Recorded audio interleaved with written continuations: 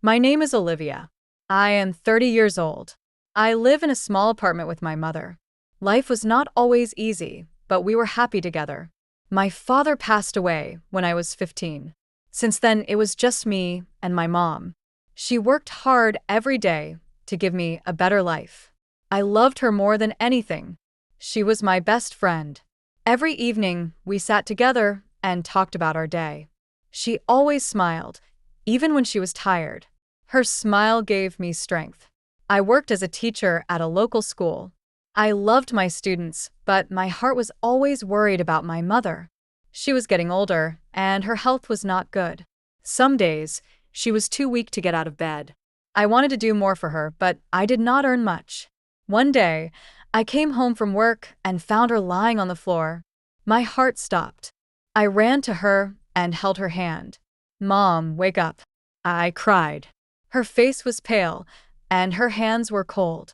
I called an ambulance, and they took her to the hospital. The doctor's face was serious. "Your mother's heart is weak," he said quietly. "She needs surgery, but it is very expensive." Tears filled my eyes. I did not have that much money. I felt helpless. I sat by her bed every night, holding her hand, hoping she would stay with me. "Please don't leave me," I whispered. Days turned into weeks. I worked harder than ever. I took extra classes and gave private lessons. I saved every penny, but it was not enough. One evening, as I walked home from work, it started to rain. I had no umbrella, and my clothes were wet. I felt tired and broken. I wanted to be strong, but I was scared. What if I lost her? When I reached home, I found a letter in the mailbox. It had no name. I opened it with shaking hands. Inside, there was a small note. "For your mother's surgery. Take care of her." With the note, there was $20,000. My heart raced. Who sent this? Why? I did not know, but it was enough to save her. The next day, I took my mother to the hospital. The surgery was long, and I waited outside, praying for a miracle. Hours passed. Finally, the doctor came out. "The surgery was successful," he said softly. "Your mother will be okay." Tears fell down my face. I ran to her room and held her hand. "You're safe, Mom," I whispered. A week later, my mother came home. Her smile was warm again. Life slowly became better. But I still wondered, who helped us? Months passed, and I never found out who sent the money. But one day, as I was teaching, a man came to my classroom. His name was Daniel. He was tall and quiet, with kind eyes. "I wanted to see the teacher who changed my sister's life," he said. I remembered his sister, a shy girl who once struggled in my class. I had helped her when no one else did. "It was you," I said softly. "You helped my mother." He smiled gently. "You gave kindness without asking for anything." I wanted to do the same. Our lives crossed that day, and soon, Daniel became more than a stranger. He became a friend. He visited often, bringing flowers for my mother and warm words for me. As days passed, Daniel became a part of our lives. He visited every weekend, always bringing something: fresh fruit for my mother, a book for me, or simply his warm smile. My mother liked him. I could see it in the way her face lit up when he walked through the door. One evening after dinner, my mother smiled softly and said, "Daniel, you take care of us like family."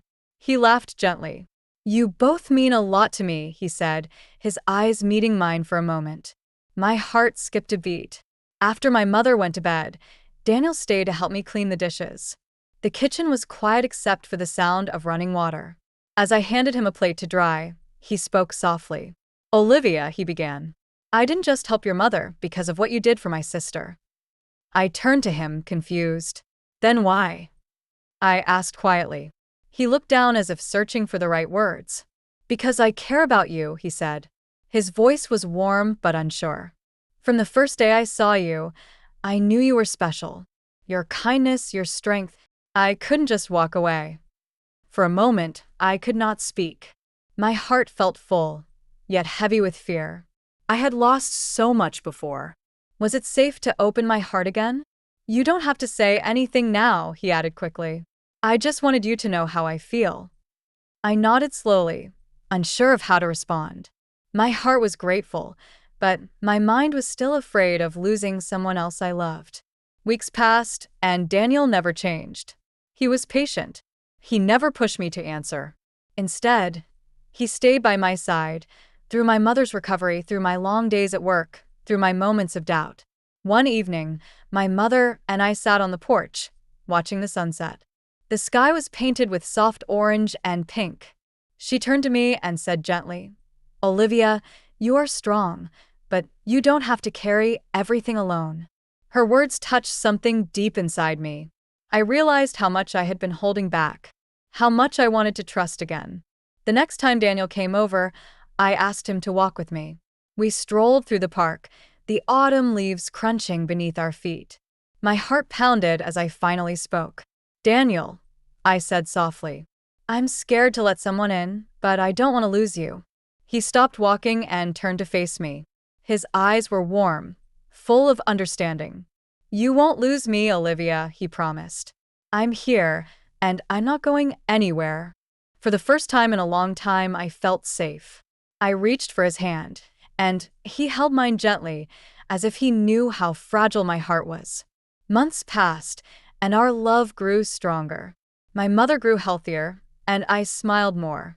With Daniel by my side, the pain I once carried felt lighter. One day after dinner, Daniel stood up and took a small box from his pocket. My heart raced as he knelt down in front of me. "Olivia," he said softly, "you taught me that kindness can change a life. You changed mine. Will you marry me?" Tears filled my eyes, but this time, they were tears of joy. I nodded, unable to speak. "Yes," I whispered. "Yes, Daniel." My mother clapped her hands with happiness, and Daniel slipped the ring on my finger. In that moment, I realized something important. Life had broken me once, but love had healed me. I had lost everything, but in the end, love found me. And this time, I was not afraid to hold on to it.